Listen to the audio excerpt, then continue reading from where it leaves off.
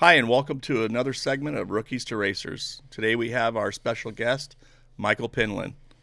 How's it going, Mike? Good, good. So good to be here. Sweet. I've wanted you to be on so long. Okay. You're our second guest, and I hope it goes well today. So I hear you were down in Baja for that 57th running of the Baja 1000. Yes, sir. How was it? It was good. Yeah? Good. Who'd you go down with? One of my daughters. Yeah? Yeah. You guys have a good time? Oh, yeah. Were you there for pretty much the majority of it? Yeah, was there about a week. Yeah? So you were able to see a little pre-running and stuff, and yeah. and then start and yes, possibly some of the finishers. Not much of that. Yeah. I also heard that you got a chance to ride in one of the great families, the Lofton families, one of their pre-runner trophy trucks. Yeah, your boy Cameron got that done for me. Yeah. How was it? I've never ridden in one. It was really neat. Being old and fat, they had to butter me up and shove me through a window. And you fit in so good. You know, the truck, it's up so you can see out good, but you're snuggled in there. Mm-hmm. And it was just, I mean, the bumps were just not there, and the whoops just not there, but the speed was there. Yeah. The power was. I guess that's a little different from what you've ridden in the past or been in the past, huh? Yeah. What would you ride in the past? ATVs and side-by-sides. Yeah, no cage on that, huh? Besides the side-by-sides later on. Yeah. A cage, yeah. The gauges and stuff, and the shifter, he's shifting right there. Mm-hmm. It's a 6-speed. Wow. And sequential? Sequential. And it's a straight drive. In other words, it's got a clutch, but it's also got a torque converter, and you don't have to use the clutch like to take off or something. Mm-hmm. You can and normally do, but to change gears, you just click it in. Yeah. Very awesome. It's pretty neat. Yeah. Bumpy ride? Well, when there's certain bumps, there was. But where'd you go? We were at Ojos Negros. Ojos Negros, nice. Yeah, and he did you go south? Well, I was thinking it was more. You cross the road and you're going south, down the peninsula, that direction. Yeah. And we're going, and he's not going absolutely wide open. And we come up, there was a couple 90-degree turns. And as we got closer, he opens it up and downshifts a couple times, opens it up, and then we hit them curves and turns. And it was cornered a lot better than I thought it would. I mean, it just stuck like it was on rails. And, there's one to the left and one to the right, and there's some hills, and we got air a 3 times. So riding in a truck like that, probably 800,000 horsepower. I didn't ask that. Does it push you into the seat? Oh yeah, it'll just suck you back. and we ran 100. Nice. So with that ride, Mike, in that trophy truck, I mean, who was out there with you? Just some people pre-running. Mm-hmm. Yeah, it was just Lofton and his family and crew. Oh yeah, they were back where I got into the truck at. Yeah. Did Cameron come out, or was he back at the hotel sleeping? Cameron, he was taking pictures. Nice. Making videos. Making sure he does his job. Yeah. Very cool. Yeah, I'm over here, boss. I'm right here. I'm working. Very nice.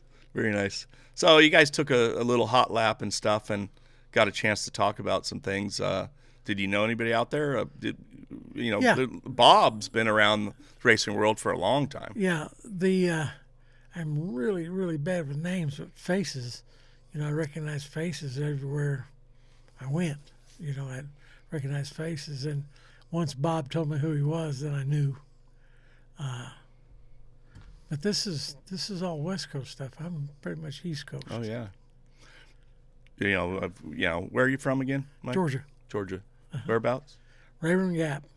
Rayburn Gap. Top right-hand corner of Georgia. Nice. Good old boys back from there. That's right. Yeah. So. Just ask me, I'll tell you. Yeah. Do you eat any good food? Oh yeah. Yeah.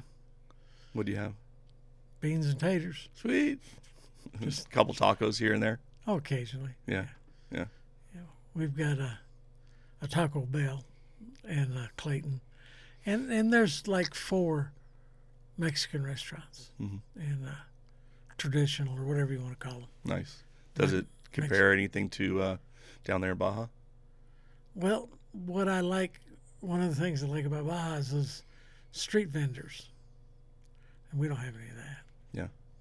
But, Did you catch up on any good Baja food when you're down there? Oh yeah, absolutely. Yeah.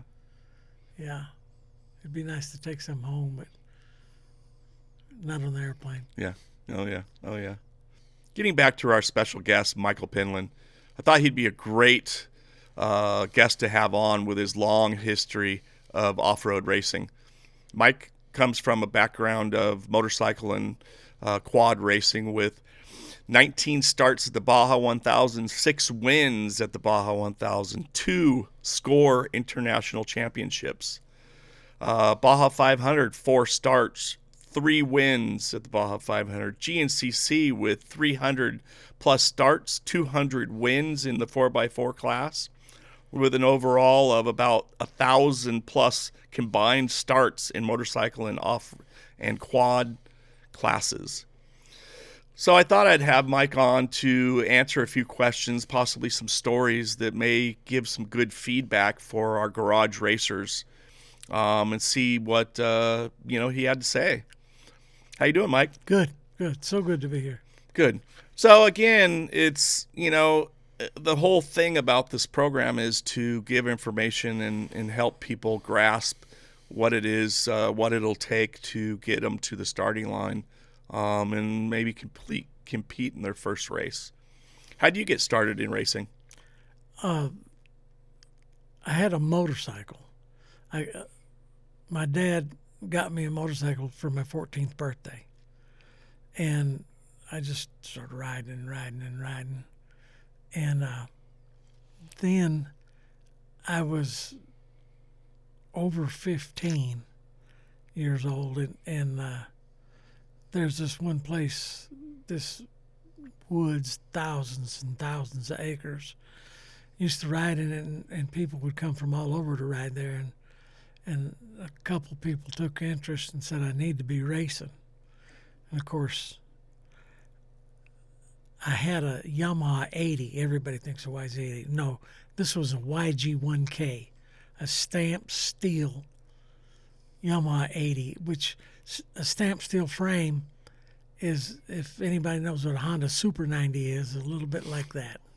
I'll tell you exactly what it is. Like a CT70 Honda. That's a stamped steel frame. It's just sheet metal, and they just bend it and then spot weld it. And that's what I had. It was a street bike, and got knobbies and took fenders off and such. Just made it a dirt bike. Made it work. Yeah. And then for my 15th birthday, my dad got me a Penland, 100 Penland. And so just a couple weeks before my 16th birthday, we went to the races, and the Lord blessed me. I won my first race and won my second race, and He's blessed me to win pretty much all the time. And that's real good, I think. It was for me. And were you nervous? Yes, some. I remember I was concerned about energy, and I'd forgotten about this. But before the race, 15 minutes or something, my mom had me some honey, bees honey, and I'd take a spoonful of that like it was gonna, the race is over before it Melted got in my your stomach mouth. good. Yeah, but I didn't know that then, so that was okay. So you had your whole family out there. Ma didn't come much. She it was okay to race, but she didn't particularly care to watch it. My brother Morris, he went to lots of them, Nice. but Dad mostly. Heard lots about him, Morris, over the years. Oh yeah, yeah. He went to done a bunch of Bajas with me and rode. Morris rode. Yeah, he raced. Yeah, yeah, absolutely. Didn't even know about that. Yeah, he was pretty quiet and stayed back.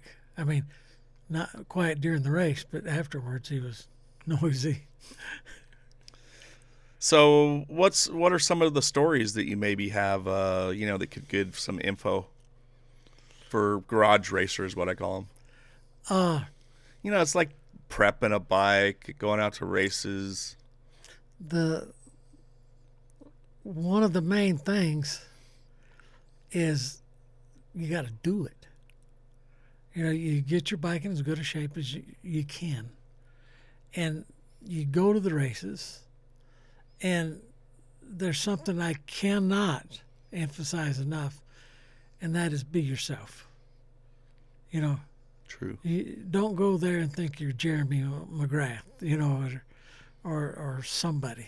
You're just Joe Blow. You might be the fastest thing in a year or two, but more than likely the first thing you're not going to be. Just be yourself. Don't be cocky, and don't put people down. And if you do well, don't degrade other people. And if you don't do well, learn. Yep. Learn. Respect is a good thing in racing. That's a good word to use. Making friends and honoring who, win or lose. Yep. Next race will come around and try a little bit better. Yeah, but you just got to show up. And there's people there that will help you. What classes and times and when to be at the line and all that kind of stuff. There's people want to help you, and they will. And it's intimidating, but it could be fun for a lot of years. Over the years of racing, I mean, what we used to call it was tailgate racing. Yeah. Everybody shared out of the toolboxes and, made it happen, borrowing parts or whatever, Yes, sir. Yes, sir. So what were some of the things like when you would, you progressed into the years of racing. Yes, sir. And had your own family, and then would start working on other bikes as you moved along, showing up to the races. What were some of your experiences with your own family? And then, I guess working on your own bikes, right? You didn't have any sponsors or anything at that time. Not at first. You just make sure your bike's clean so you can see any, from a frame cracking to a, bolt that's not tight. You just have that thing clean and look at it and look at it and look at it. And when I say check your bolts, some people, they'll tighten a bolt every time, and then pretty soon what happens, they start stripping and breaking. You check your bolts, whether they need any tightening or not, and just lots of looking. Just that just doesn't look right, Lots of thinking, but lots of checking.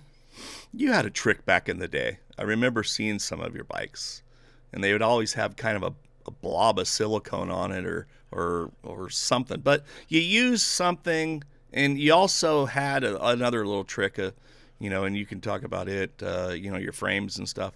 But anyhow, you're, because we actually did some suspension for you at one time, and you wanted this special color.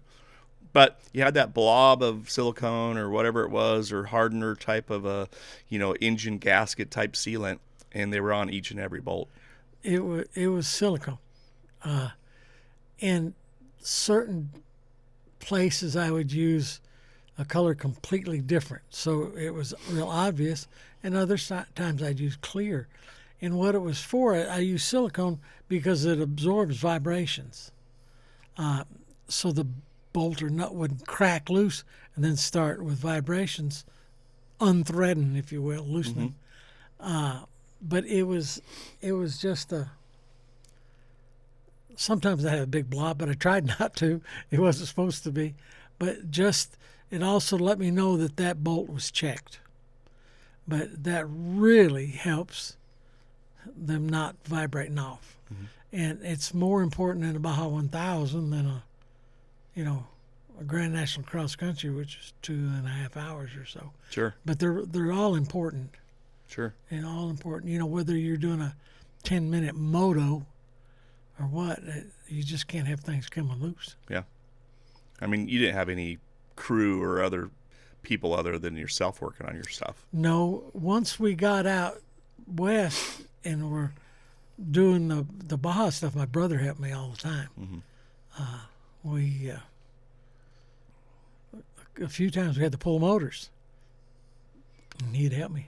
And what did it take to really prepare for something like that? You're out there racing smaller circuits. You did a lot of the GNCC, which were very challenging tracks. Instead of you dodging cows or horses in Baja, you're dodging a tree line that's literally arm's width or less. The GNCC is how I made a living. Okay, so I sure didn't want to break down there. And Baja, I didn't make a living at it, but who wants to sit in the desert for half a night because of some crazy thing? I did a couple of those. Yeah, I walked quite a few miles. Yep, but it's just looking and observing. And after a moto, which I didn't do much of that, but after a GNCC, you always shake everything, wiggle everything, push and pull everything, and just look for a boo-boo, just whatever it might not be. But certain machines, if you take them apart and put them back together, they don't break. But if you don't take them apart, they break. And so some of them you just take them apart and look at them and put it back together. Gotcha.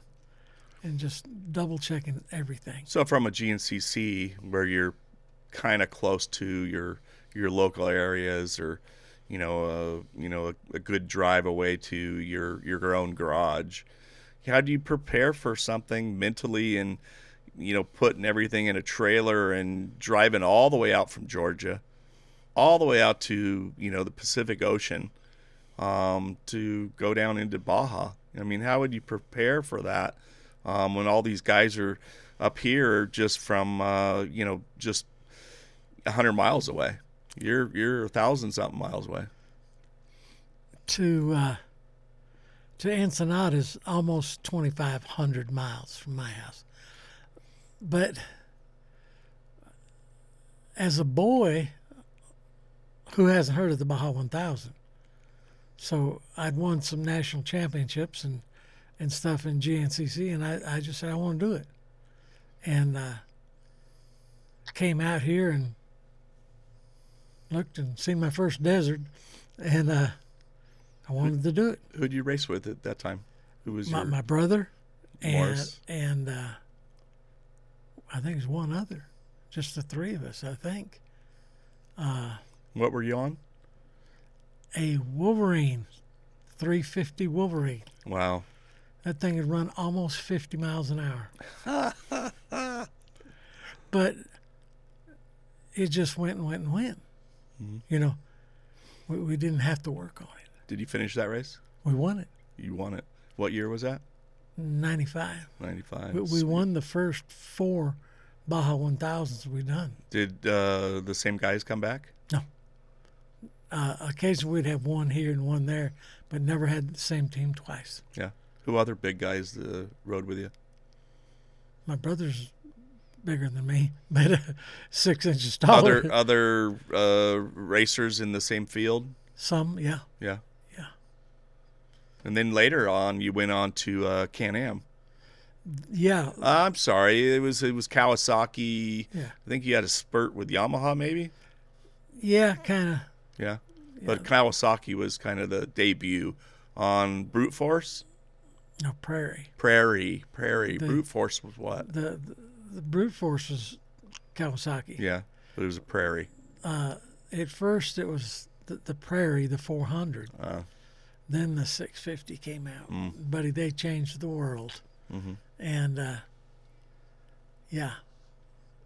I saw something in a video. I don't know what it was, a Dust to Glory or something. I believe it was on a Brute Force, possibly. And something was, you guys are looking at the back of the bike, and all of a sudden there's a tin can that comes, it's cut off the top. They're taking I think a zip tie or something and tying it around the gas tank fill cap area. Well, on that machine, the gas cap, well, you're sitting on the tank, but the cap's right there at the back of the seat, just past your backside. And the pitting company didn't put the cap on tight. And it fell off. And what mile were you? Oh, I don't remember now. Yeah. But it was so much so that we didn't really finish because we kept trying to clean the carburetors where got all the snot and boogers down in the tank, and they were plugging the pilot jet. Yeah. And so after that, I mean, you're coming in with such a downer of, that type of racing, it's like you kept coming back. I mean, and each year you're campaigning maybe some other racers and so on. And I know there was Michael Swift and a few other, guys, and maybe Clifton Beasley and so on. And then you kept plugging away. I mean, what was the drive? I mean, you're driving over 2,000, 2,500 miles, and I mean, it's got to wear on somebody. Like, hey, I've done it, and I conquered. Yeah, but to me, it's like you spill food on you when you're eating. Do you not eat again? No, that's correct. And how many people? Now it's different for you being out west here, but how many people do you know what the Baja 1000 is?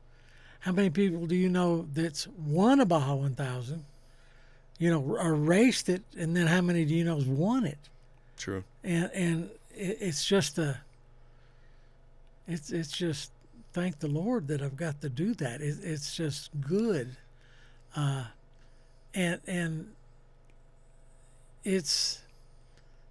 I wasn't young when I did it, and to do it, it's neat, and you don't.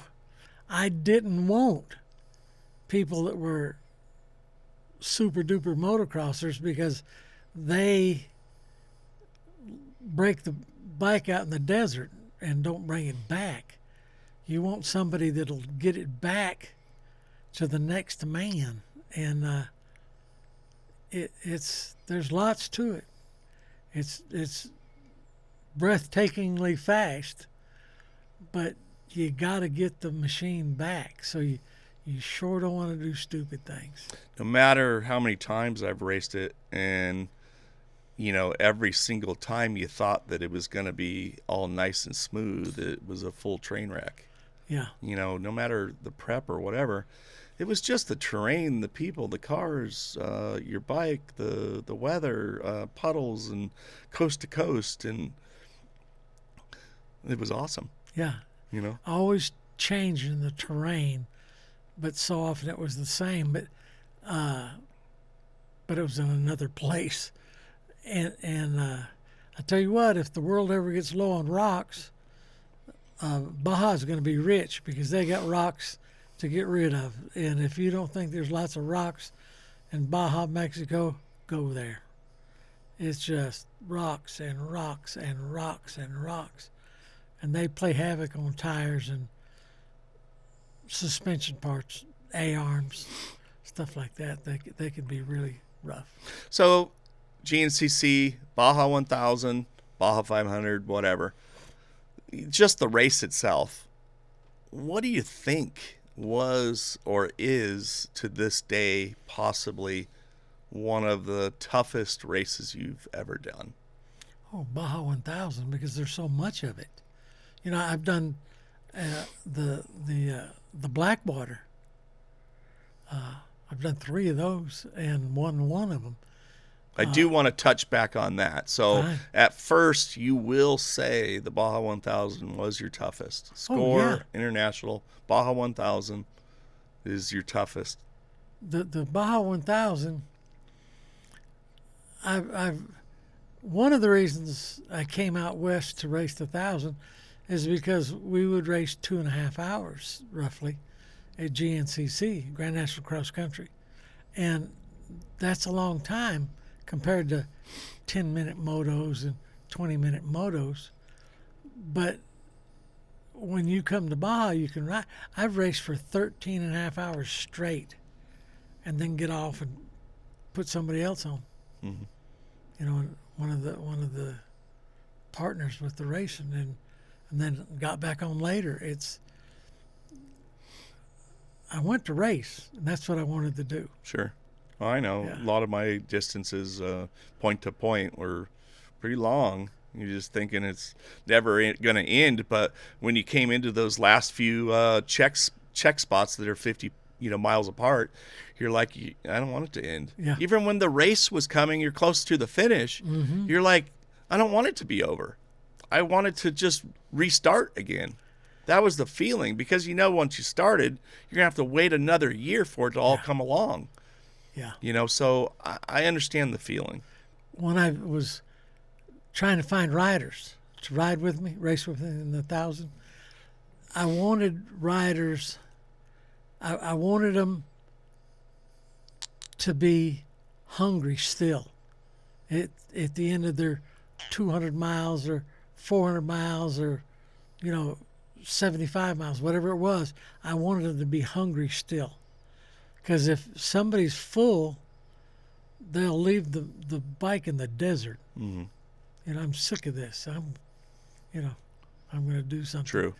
But I wanted them hungry still. Boy, if I could have just run 50 more miles, I would have been done then. If I could have just done 30 more miles. So, question I think you and I gotten into the other day was, do you like to chase or do you like to be chased? Do you like to start or do you like to be in the back of the pack? Well, I like to start and be in the front of the pack. I always want to be in the front.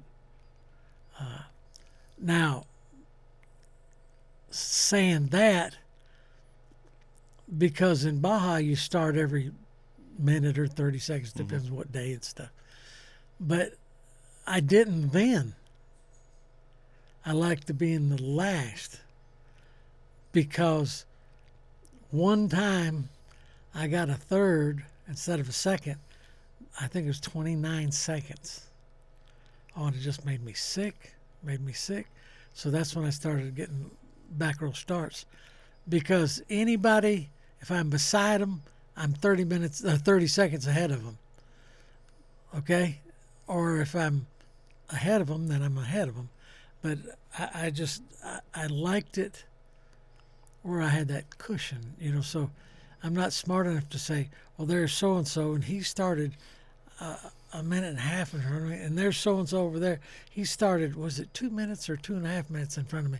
I don't want that. I just want to know if I'm beside him, I'm ahead of him. Because I did that one time. When you kind of come in, sometimes at the finish, there's some 90-degree turns. And I kept getting closer to this dude and closer and closer. And he missed a corner. He went straight and had to turn around. Well, as he was doing that, I was coming up, and he seen me and went like a madman and got in front of me, and so he's wanting to put distance on me, and so he's fishtailing it back and forth, just making dust. And at times I'd have to back off, and other times I'd catch him, and it was back and forth like that, and I couldn't pass him, and he couldn't leave me. And so as we come into Ensenada, we came into a soccer stadium, and we came over a rise, and he was a Mexican, and all the Mexican people just ooh and ah and clapping and jumping up, down, and hollering, and he held his finger up and said, "Wait," and pointed back at me. And they got quiet, and he pulled up, stopped, then I pulled up and stopped, and they had all the calculations and stuff, and came out, and I beat him. Nice. And a bunch of long-faced Mexican people. Oh, I bet. Oh yeah, I would be too. I was that way before, and but you just do what you got to do. So with that said, there's ups and downs. So at one year, and I don't know what year it was, but I'd heard one of your bikes burnt down. Oh, El Diablo, or what was the bike burnt so bad? In what was the lake bed, right? Yeah, as we got out of the lake bed, and of course it's a dry lake bed, and the bike just burnt. And what was it caused by? Don't know. Yeah, to this day, a fellow there with a Jeep with a fire extinguisher, and as soon as the rider got off the dry lake, pulled up there, the man with the Jeep got it out and tried blowing on it, and other people wouldn't go out. Then there was another time that I had heard that you had a failure on something, just whatever with the bike, and walk out and came back and to get your bike, and the bike wasn't there. Correct. That's when my son got hurt. Hoyt, Hoyt Penland, he got hurt, and he broke his leg. Crushed his leg. Yeah. Bike hit him. Right. The bike bounced. He went over the bars, and he slid along on his face and belly on the dirt, and he looked behind him, and he seen the bike, and it had a rack on it. Oh yeah. And the rack hit him in the leg. Yeah. He said, "This is going to hurt." Yeah. And so anyway, when we found out where he was in the hospital, Guerrero Negro. Okay. And got there, and he's, "Dad, go get the bike and finish. Go get the bike and finish." And we went back, and they had took our machine and took the battery out of it, and took the wheels off of it, and took the thing that checks in the sky. Tracker. Took the tracker off and some different things. They weren't going to let anybody steal their stolen bike. And but we found it. Yeah. And had to load it in a truck. Some people were nice enough to have a little Toyota truck or something. And but yeah. So here we are on that time of racing, and let's just say, stepping back a little bit further, how do you, I know you had sponsors. How did you end up getting a few? The sponsors, because everything was different back in the day. There's no cell phones. There's no, like a social media type of a platform. It was newspapers, radios. The race itself that you went to was kind of showcasing everybody that was there. Yeah,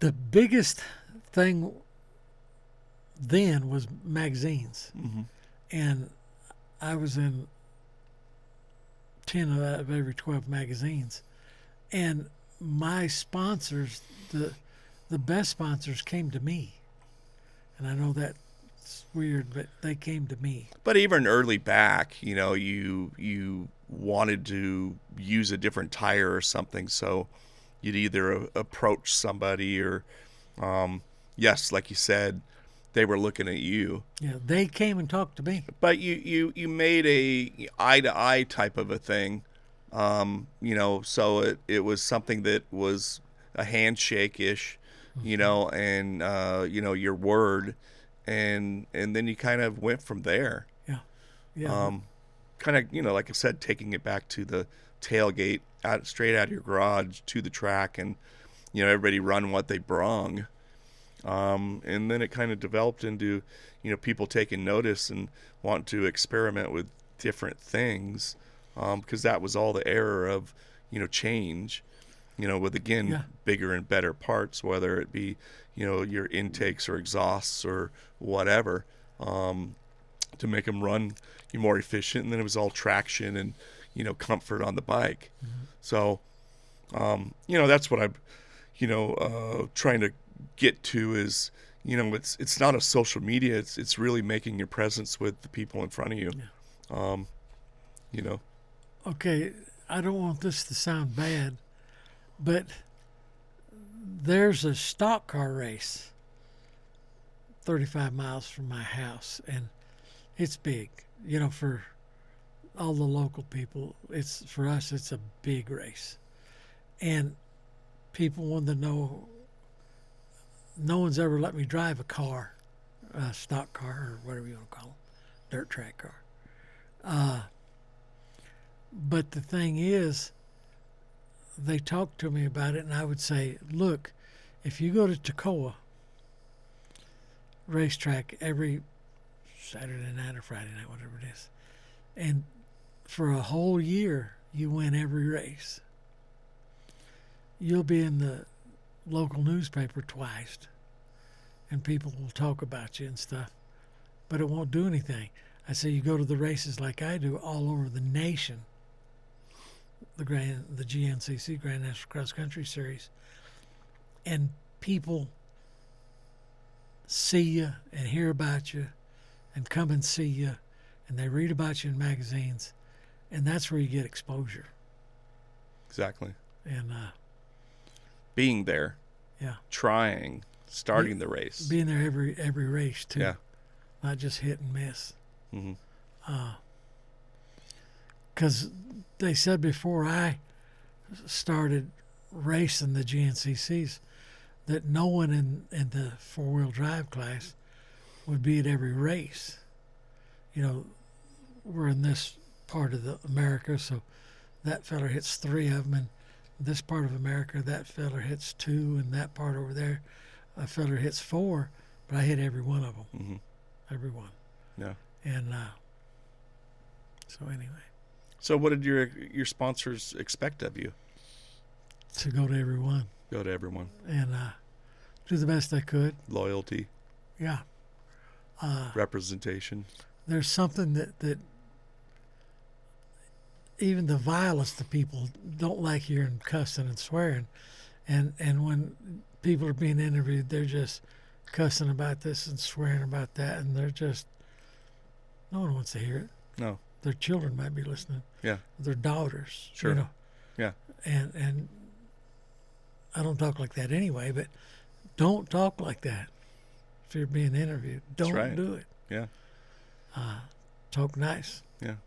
And nice about the products and no matter what, showing a good, presence of, your parts that you rode on and so on. Nothing but good words to help the people that helped you. Yeah. Yeah. Got to. And my air filter, look how dusty it is today, and I've taken the air filters off and let people see them. They don't let stuff get through them. Yeah. And makes a difference. Yeah. A real wet race, Mm-hmm. My machine kept going through the mud and the water and everything, and it has to. No matter how the race went, your blame wasn't on, what you're riding. Normally it was Mike. Correct. Yeah. So that's always really important to have a strong, talk about your your products that you were helped with. Yes, sir. That loyalty just goes really far.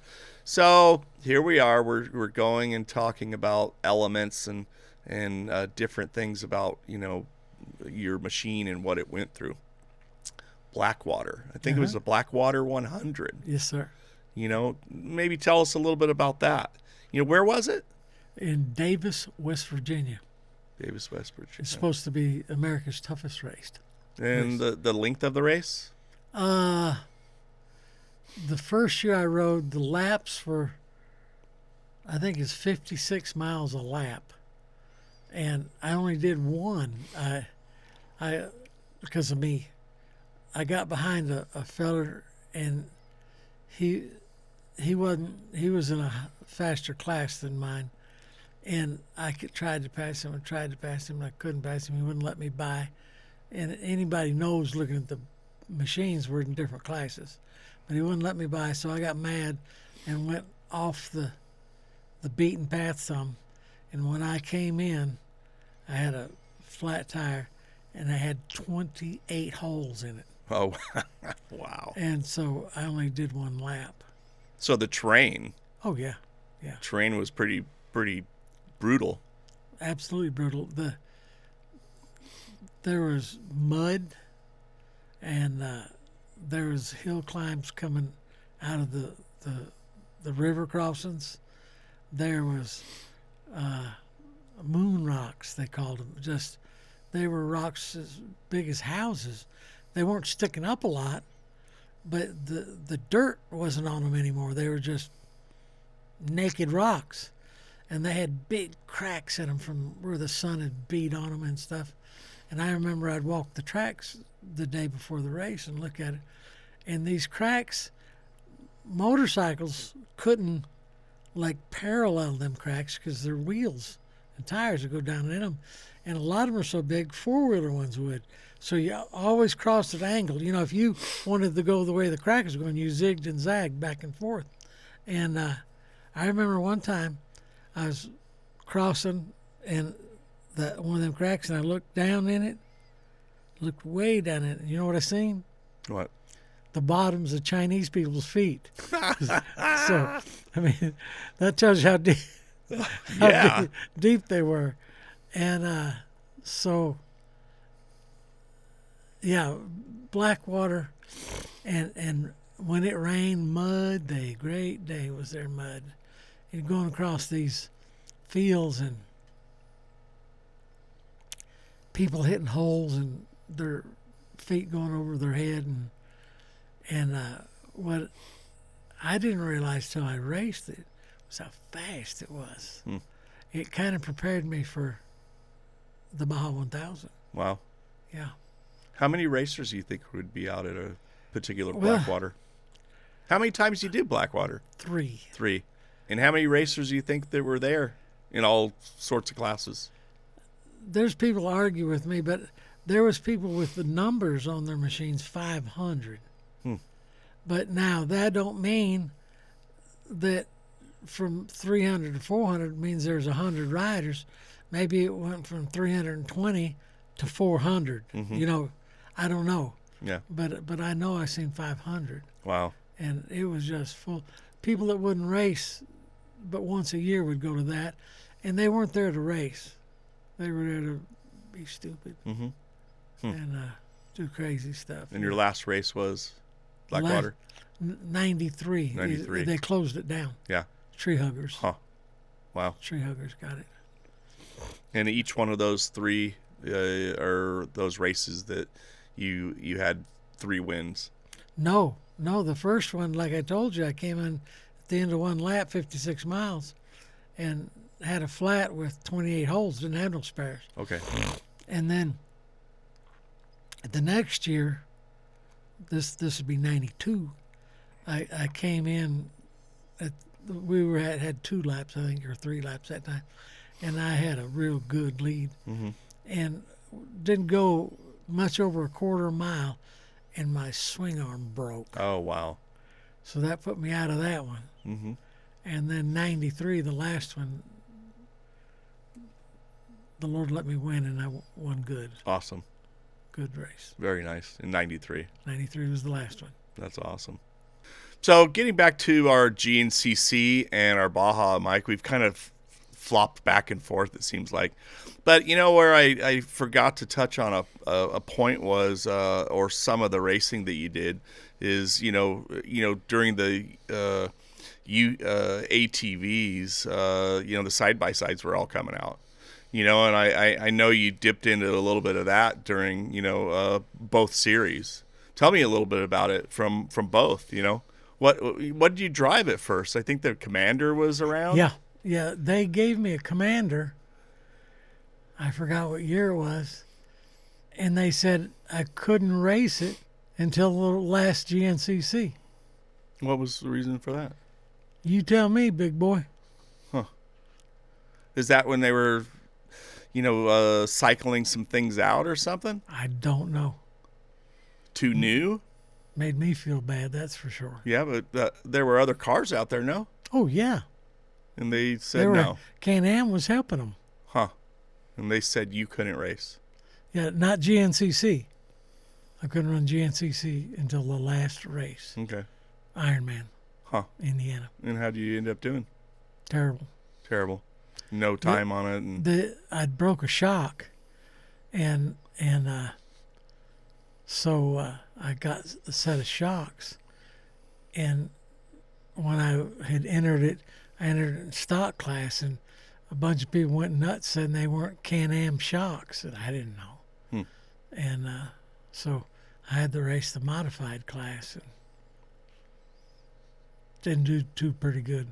So after that, you the next Season. Race or something. Yeah. Where was that at? Probably Florida. Florida. That's normally where they start. Yeah. Yeah. And you raced the UTV out there, the Commander. Yeah. Who raced with you? I've had different people, from Sarah, my daughter, to other people. Just sometimes I've said, "Hey, you want to race?" And they'll say, "No." How'd you do in it? I don't remember. Must not been that good. Yeah. How'd you do in the UTV racing? Some of it, okay. The last year I done it, I won the championship. Yeah. Well, that says something, huh? And then your daughter got a chance to jump in there, Sarah. Yeah, different times, different times. years. Yeah. And she enjoyed it. Yeah. Yeah. She wasn't. Oh boy, I get to race again, but she did it to help her daddy. Yeah, and she loved it. But I think I heard a little story is something where she strapped in, the seat or something was up too high or high for her, and they had to kind of modify something in the UTV itself to for her to stabilize her feet because everything was flying around. She's too short. Got it. I mean, she's tall enough that her feet reach the ground, but they don't reach the front of the floorboard to push. And to push yourself in the seat. So she's just frailing around. So for the next ride, I made this gizmo out of 4x4s. She could push on the 4x4s and stabilize as you're kind of going through the motion of driving the UTV. Yeah. Very cool. Yeah. And so you ended up going into Baja with a UTV. Mm-hmm. And you know the year at all? But it was a Commander at that time or Maverick? No, it was a Maverick. Maverick. It was with the Stewart boys. Okay. And I was fortunate enough they asked me to ride with them. Mm-hmm. And it was good for the first 80 miles, and then a right rear shock exploded. It looked like Elmer Fudd's gun when he's after Bugs Bunny. That shock just. So that was a DNF? Yeah. Yeah. And you weren't driving the coat. You were on the right seat. No, I was. You were driving. Yeah. Okay, gotcha. And Was it a production class? I don't remember. Don't remember. So then you got a chance to bring your own car down? I brought it down to pre-run with. Okay. I think that was before then. Okay. And you never got back into I had raced since that was 18. I'm real sure. Okay. And I haven't raced since that. So okay. So at that point, that was you hung it up then in 18. I think so because the Can-Am did not renew my contract for a year, and they said that I didn't have good enough results. Got it. But so the next year, I won the national championship. In what? 18? I don't know. Yeah, but it was a UTV? Yeah. Oh, okay, gotcha. Okay, after they step away or something. Yeah. You go and solo it yourself. All privateer. Yep. That's sweet. Right in their mouth, I guess. So, going back to GNCC, racing a UTV. I know you had all the experience on the bikes and stuff, but now you have this big machine. Somebody sitting next to you. How was that? I mean, it's got to be. I mean, a full-on rush. But I mean, me myself, I'm scared of, hitting trees because we have all that open desert. I mean, it's got to take some good skill, mindset, and a little bit of focus, huh? Let me tell you a question. What are you used to? I'm used to the trees. They just grow all over out there in Georgia. And Yeah. In the tracks we go to for GNC, they're just everywhere, and you spend a lot of time dodging them. Mm-hmm. If you don't, it's till you're not good, and so you just, I mean that's what I've been doing, is dodging trees, and yeah. So it was just bigger. When I say bigger, your machine's bigger, and they bounce different and hit holes and rocks and stumps and logs different, but it's just something you adapt to. You go from one brand of bike to another brand, same thing. How about your prep? I mean, like getting ready for a race. You learn it. Got it. Yeah. And that's the thing. I guess what we're trying to get at is it doesn't take a genius. It takes somebody observing and taking a little time to take a look at what's in front of them, whether you rode it down the block or whatever, and things are tight and kind of just somewhat prepared, right? Yeah. Like the Can-Am side-by-sides, and that they come with, and some of the four-wheelers too, they come with paper air filters. Okay, we might be in water this deep, so you can't do that. So, I use twin airs, and just to keep them from getting wet and soggy like that. And you just do what you need to do. The oil and stuff, you got to keep it changed. You got to. And I remember when I got hooked up with clots, it's red. It smells so good. Yeah. But I remember asking them, how do I know when it needs changed? It's red. And Chuck says, when it ain't red no more. I'm going, duh.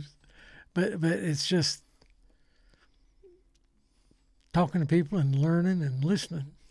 Okay, now you're kind of stepping on, or you're throwing out some really cool names. Why don't we just go through a few, or quite a bit?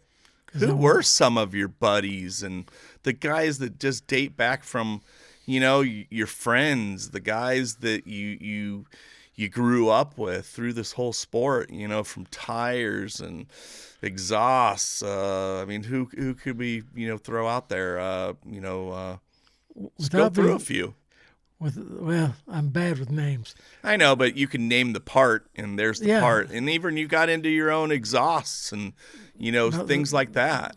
They were HMF exhaust. And they had those special handlebar, mustache stickers on them. Yeah, they weren't stickers. They were plaques. They were plaques, I know. They were permanent. Aluminum plaques. Permanents.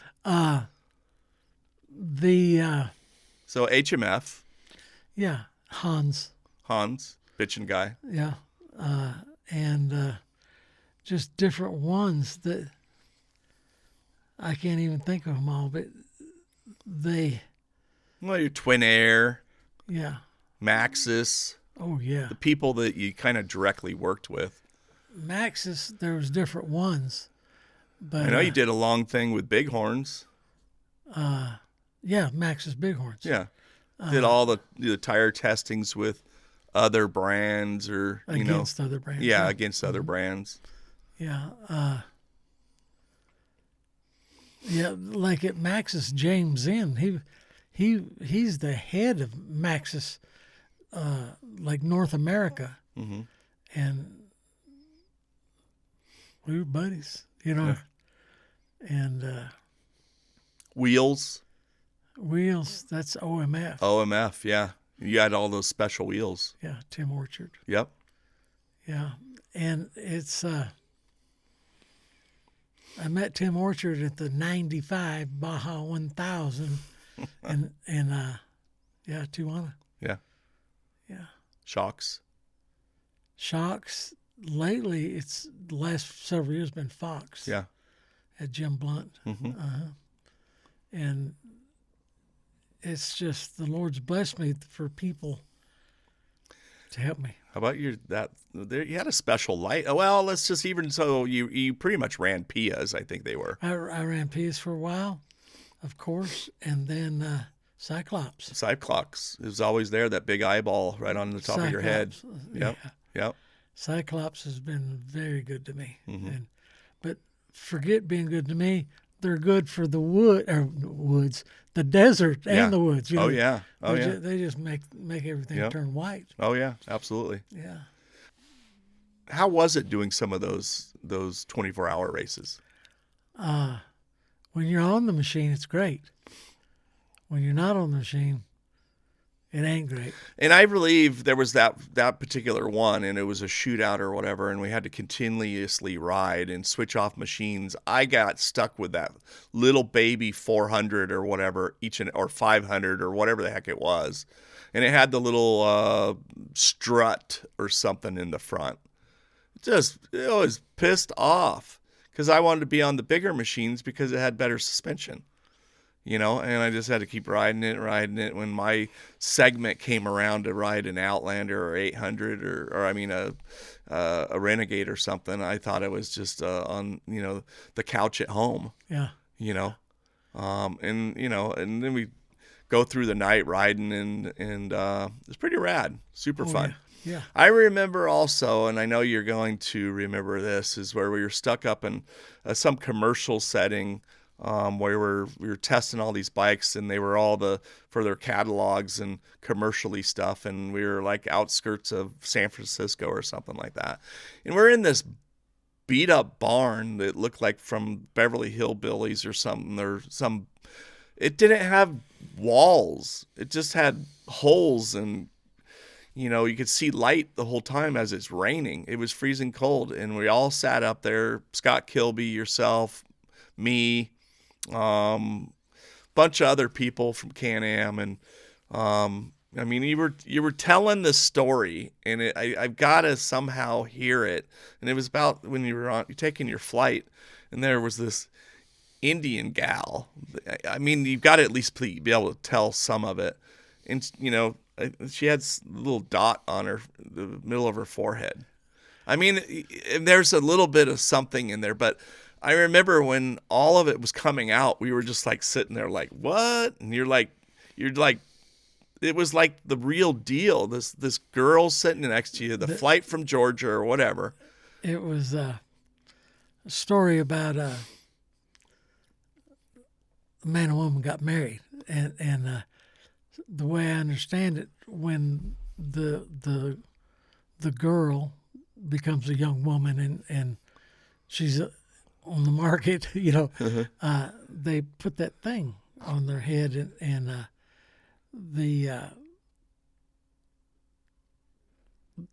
that tells that when they consummate their. well, no, that's for, how do I want to say it? That it means that the folks are probably going to arrange a marriage for her. Gotcha. Okay. So once the marriage is arranged and the marriage happens and they have their whatever, and then they go back to the motel. But you were having a conversation with this person, is what you were basically telling all of us standing there. And we had nothing to do besides wait and wait and wait for this rain to go away. And so anyway, they go to the motel, get the music right and the lighting right and everything. And then the husband goes up and pulls that off and looks to see if you got a 7-Eleven or a motel. So anyway. We were floored. Some of that's kind of fabricated. I never laughed so hard in my entire life. This guy's sitting there. We're in this, like I said, this setting, just hours at a time waiting for camera crew and everything to get everything together, find the spot, whatever we're doing, who's riding what bike, what gear you had to ride. Remember, it was just, I don't want to do it again.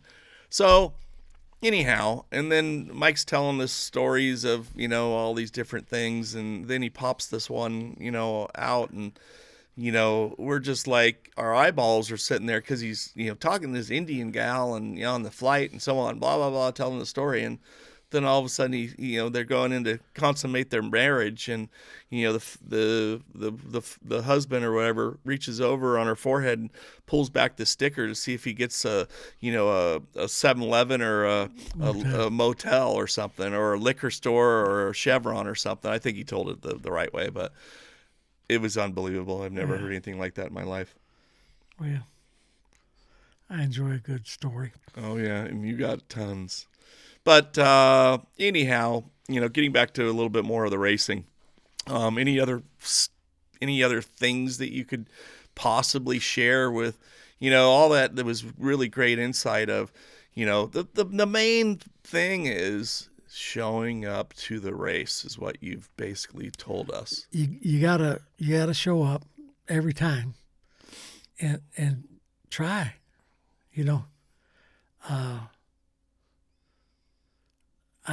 you can't just blame everybody else either.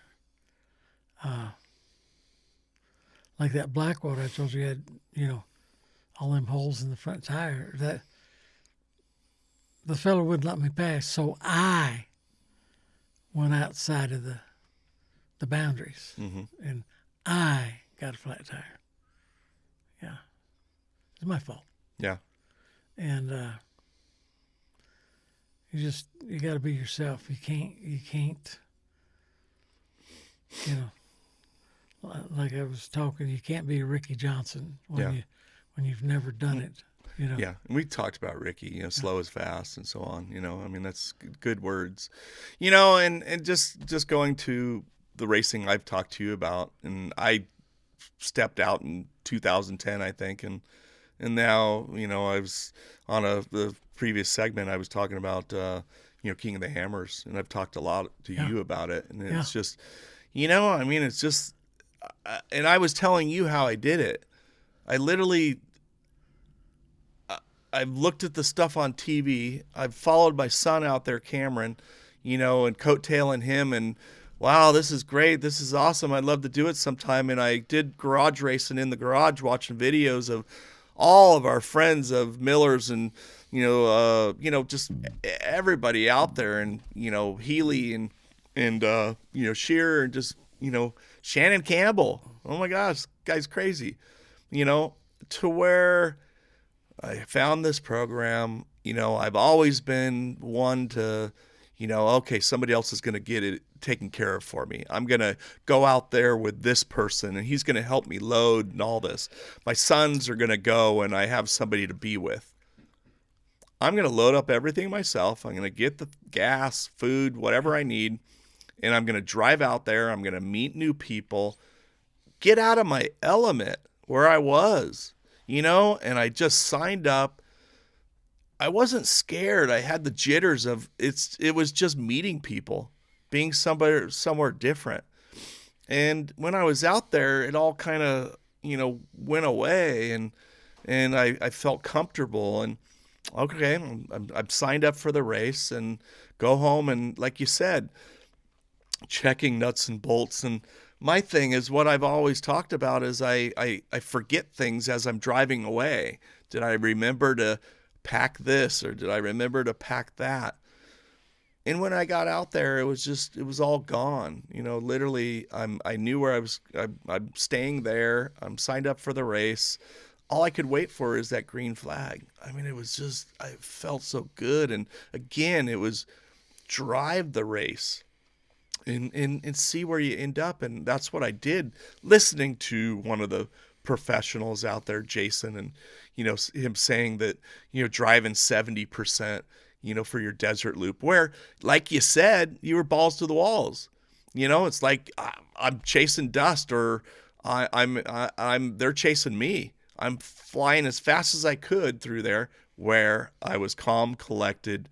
I did what I needed to, came around for my pit stop, and then I'm out into something that I've never been in, and that was the rock section. Yeah. And again, it was patience and these different things. And, I hope I can get you out there. I mean, I've told Sarah's this, I think, just yes, yes, yes, yes, yes. And it's just, again, you got to get out there. You got to try and do it. You don't have to be the fastest one, but maybe you will. Maybe you will line up to the right next to one of the fastest guys because you're just naturally that. But you've got to at least try it and experience it to know where you'll end up at the finish line. Well, let me put it to you this way. If it wasn't for money, I'd do a lot of things. Mm-hmm. And that just holds me back. Money does. Yeah. Oh, yeah. Oh, yeah. And but through your racing, I mean, you put it together and you did the little extra work here and there. And I've been, my same little, race team, as I would say it now that it's put together, of all my friends and family, is it took time. Build a little bit here or there, find another, used truck or something to tow another trailer out or something. And then you begin kind of saving up the whole year to, go out there for that single event for now. But you're making it happen. yeah. And again, the whole point is just starting on the starting line. Yeah. Is just initiating that first step. Yeah. To where you can experience, do I want to do it again? Yes. Do I want to do something else? Maybe. But that's other people. Now my direction from doing the desert racing is completely King of the Hammers. That's all I want. There you go. I mean, that's like you find your next chapter, right? Went from UTVs. Hey, I'm going to try the ATV. Yeah. And I'm aged with cage, right? I'm going to jump in a UTV and wow, this is a totally different world. Yeah, it is. So. It is. Yeah. I mean, who knows? A man might decide he likes hang gliders. but, there you go. But I don't know. I'm not the youngest man in the world anymore. And so some of that stuff I don't know about. But you have all that knowledge that you did because you did it all. You did it all and you were successful at it all. And everybody knows that name of Michael Penland. I don't know. Penland Racing. Yeah, be nice if they did. They do.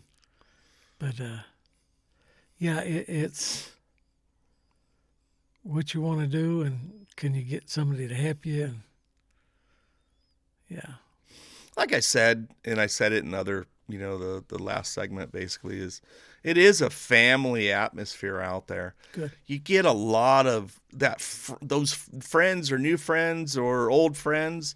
That is, it puts a smile on your face as it is right now. That's the experience you get out of it. And then your general, your commute, your own family, cooking with them, eating with them, standing beside them in that mud creek or whatever, trying to get up the hill or helping them up the hill or whatever it may be. That's the camaraderie that you get out of it, and that's the story to be told. That experience. Again, just jumping back to Lofton, I was watching a little video clips or something, and I couldn't help from saying, I could not believe the people that were around you in helping you in and out of the car when they had all this other stuff to do. You were somebody, of our friend, but it was just something that kind of was introduced of, to come out and ride this bucket list ride, And here these people are already out there. They've had this whole plan the whole year to race this Baja 1000. And there they are with all these stories of their own. You're telling your stories. They're helping you in this race truck to create, another story. I mean, that story is huge. And all I could say is, wow, that's Baja. That's racing. Yeah. People care, and it goes deep. So I got so much out of that watching that. I couldn't tell you how grateful I was for people like that. Oh yeah. People like Carmen. Yeah. My daughter talking to him and stuff, and all of them. It was just it's just great. Yeah. But that's the story that we're all chasing, and we all have. And there's so many stories that we could go on and on about of where we were on the track and who helped us, and me laying by a campfire waiting for my crew to come in, Dale Bolin, from Can-Am or something. And these guys just fed me. They didn't know me. I'm just a guy that walked out of the dark with his helmet and, full race gear, because his bike is, 5 miles down the road. And they're feeding me and putting more, water and putting more fire on, or more wood on the fire to keep me warm all night. Mm-hmm. Are you kidding me? These are Mexican people that are down there that they don't know who I am. I'm just a person. Yeah. It's just an awesome feeling to have people like that. It is. That is true Mexico. Because they've been treated that way. Yeah. They want to treat others that way. Yeah. Great experiences, Baja. Oh, yeah. It could go on and on and on. We could have 50 more. I don't think we could ever cover it all. No, there's no way. No. Too many segments. Yeah. Oh, yeah. Too many other people that were around us for these others. The Hotel Colon. I remember going back in there. You'd have the smallest little motel. You'd have all the bikes out front, leaned up on the sides or up in the air, and going through them all, whether it's skid plates or whatever. And just radical. Yep. But you got to do what you got to do. Some's got to be done to the machine. Yeah. Okay. And if you don't have a lift, then you tip it over on its side or something, just whatever it takes. Yep. And you can't let pride get in the way. Nope. Absolutely not. Yeah, it's that way. Yeah. Mike, going back to, here we are jumping around again, but what was one of the craziest stories you may have at GNCC? 27 years of them. I don't know which one to. Was there some like a mishap or bike over bike or a nasty crash or helping a feller out there on the course or something you've seen? Well, I always use 4-wheel drive machines. And, you get to, on a muddy day, you get to some poor people, I mean, they might be millionaires, but they can't ride. They cannot ride. And I've took and pushed them with my four-wheel drive, pushed them on up hills and stuff. You know, you start pushing and they're panicking, turn around and see somebody is pushing them, and they kind of like that. Most of them. Yeah. Well, you got to push them through to get them out of the way. Yeah, that Got to too. keep going. Yeah, that's part of it. It's not just to be nice. And but the stuff you don't know how many times on four-wheel drives you're not supposed to be faster than other people. You know, on race bikes. Yeah. And at the times I've come up behind them and you holler or whistle, and normally they'll move over for you, but you know they turn around and see who it is, shake their heads, no. Not letting that 4x. Yeah. Now you got to wait for a wide spot or some booger hole or something to get them, and that's not nice. Because you've already put 30 minutes on them, and so yeah, I've thought about it. On the right days, I've passed about 1,000 people. Oh my gosh. Yeah. Because you just, some people you lap 3 and 4 times. Yeah. And it's just lots of riding. Lots of fun. Yeah. Oh yeah. They were a lot of fun. Riding. Yeah. And most of the people are so nice. Yeah. Yeah, they want to talk after the race and stuff. And yeah, I went to a GNCC, the last one, which was, I don't know, 2-3 weeks ago. It wasn't a month. Oh yeah. Tell me about that. There was some tribute out there for at Ironman, right? Not Ironman. Okay.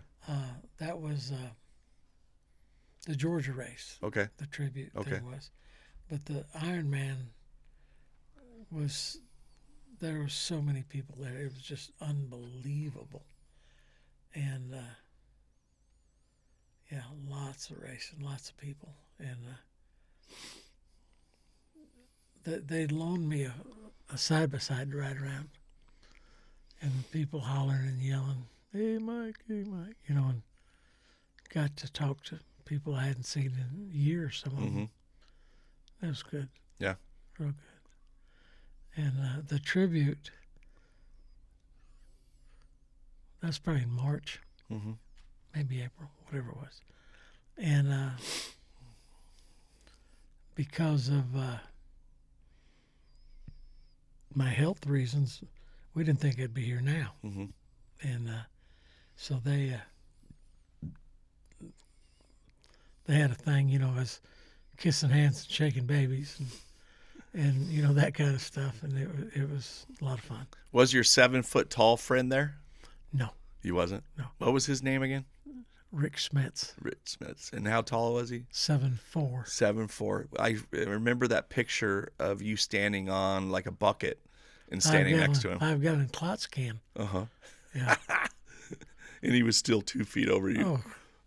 Oh. Yeah, he's a monster. Nice as can be. Yeah. Yeah. And rides a motorcycle real well. In the dirt, I'm sure he's good on the highway too. Yeah. But yeah, and yeah, there's so many nice people I've met. I even saw a picture. I think Sarah was showing me of Tony Stewart coming up at one of the GNCC events and stuff. Yeah, that was at Durham Town. Nice. Yeah. Yeah, he's real nice. Real nice.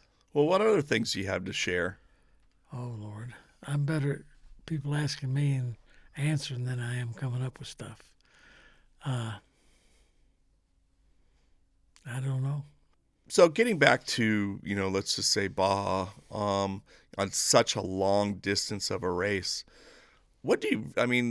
I know I did a lot of bike riding, as stationary stuff, and Because you're standing up so long, really straddling the bikes and, over whoop areas in our 4-wheel drives. And, we ran, that campaign, that Outlander, trophy truck Outlander with 11-gallon tank on the back, and thing was over 100-mile-an-hour quad.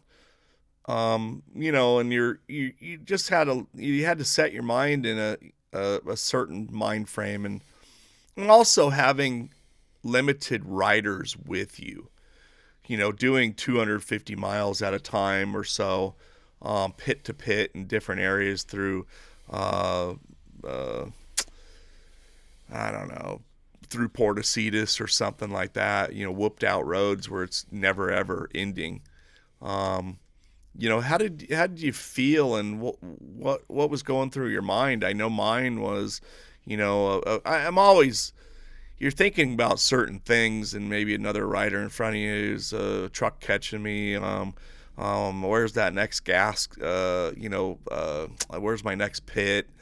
All these different things. Is my bike running good? And what were some of the things running through your mind? Just keep going. Keep going. I didn't do any training. My only training was riding. Yeah, but that training of you riding in so many races that you went through was pushed into your body. And we have that natural endurance and, the hold on feeling, and your back is now built into this, monster back kind of thing. It's built different than other riders. So. And, you have that ability to hold and so on. But, you get into, some of the rides and you're like, is it ever going to come up? I mean, there was like, did you feel that way? Is my pit coming soon? Like you're saying, like you said, and it wasn't with me. It was just like, I didn't ever want to stop because I didn't want to get off. But it was just that, you didn't want to blow yourself out, or you wanted a fresh rider on there all the time. But you always felt you were fresh. Pretty much. I was always ready to do some more because I had to be. Mm-hmm. Because I always told all our crew, the riders, I want the ugliest, darkest, worstest, nastiest section. That's what I want. Mm-hmm. And it's so that they wouldn't get discouraged. And had to do that section. Yeah. Mm-hmm. Yeah. Because like I said, that's all you need is somebody going, I'm tired of this. I'm going to stop. Correct. You can't have that. Mm-hmm. You got to have somebody who's going to push. Picking riders to ride with you is tough because they gotta be able to take the time off.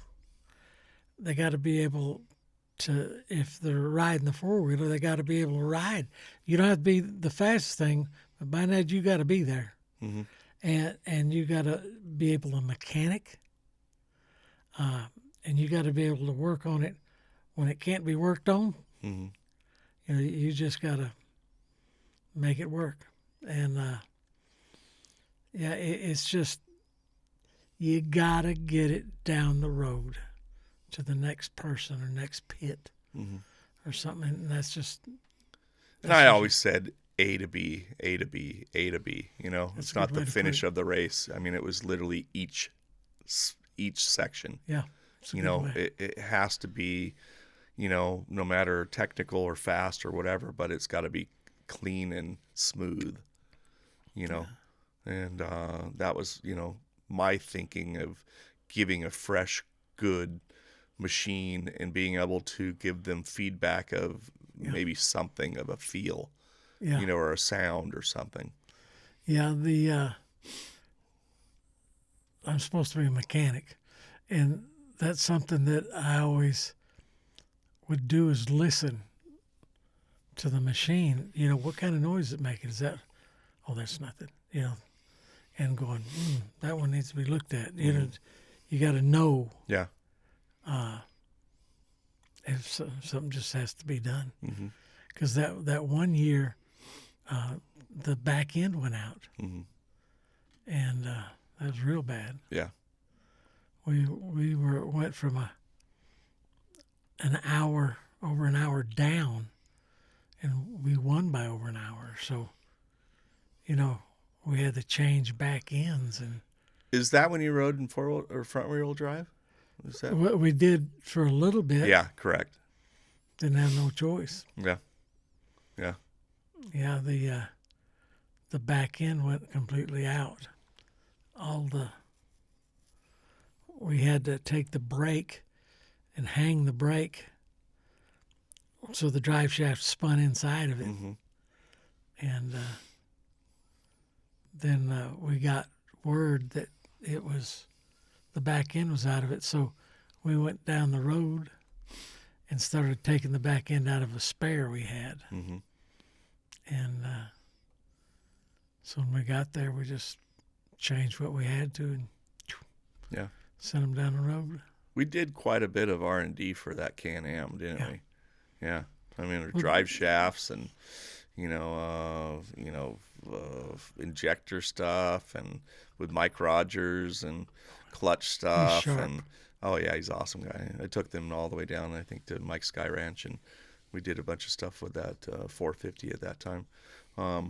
But yeah, it's like they would just talk to you of how fast do you want to go, and I go, well, I got to match it with suspension before I can go any faster.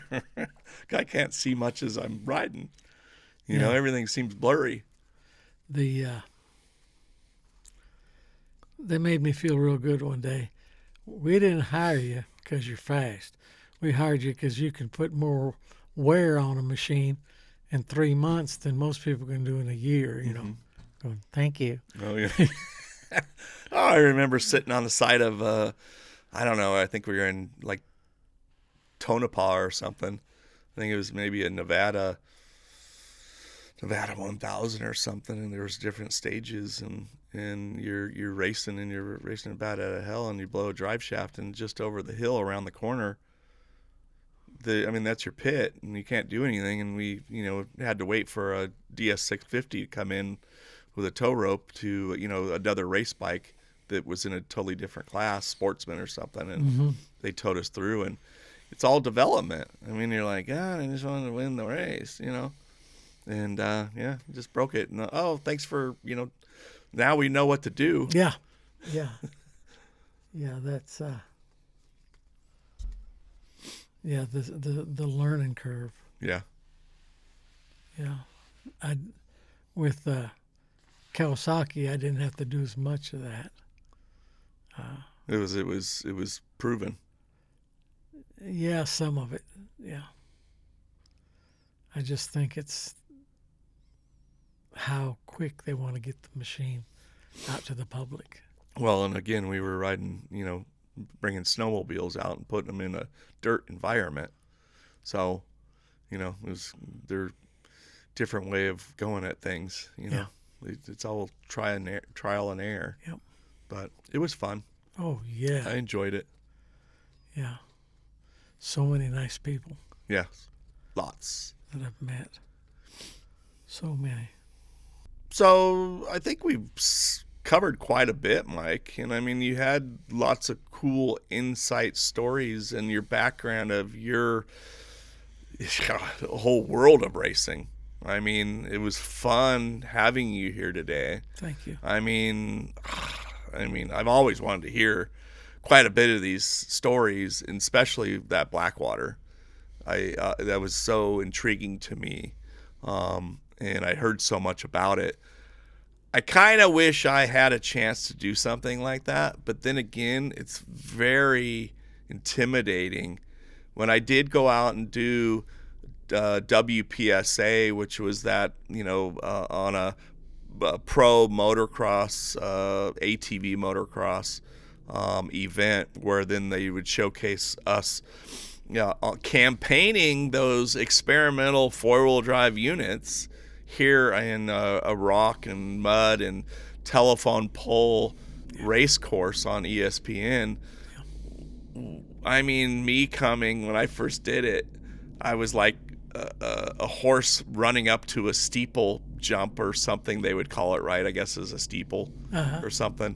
And it was like my brakes instantly locked, and wanted to throw me over the bars until I knew to hit it and romp on it and jump over the logs and ride. But with all that said, I think we've covered quite a bit, and you've given a lot of information that I think will be really helpful.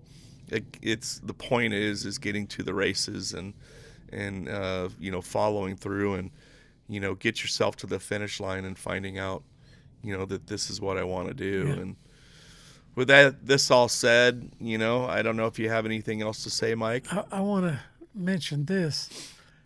I didn't start racing four-wheelers till I was 37 years old. So don't let the age hinder you too much. Correct. Because like I said, I was 37. Yeah. I hadn't raced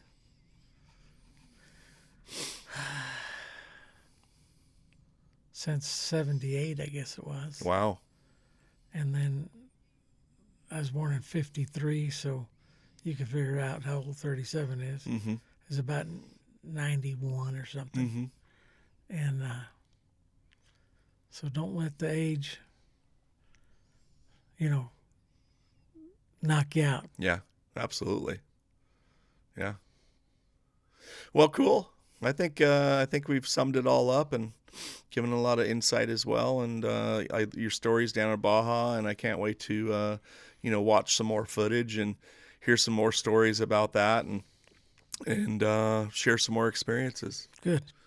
So thank you everybody for coming and watching us out on Rookies to Racers, and hope to see you on the next podcast. Hope so. See you, Mike. Bye-bye. Thank you.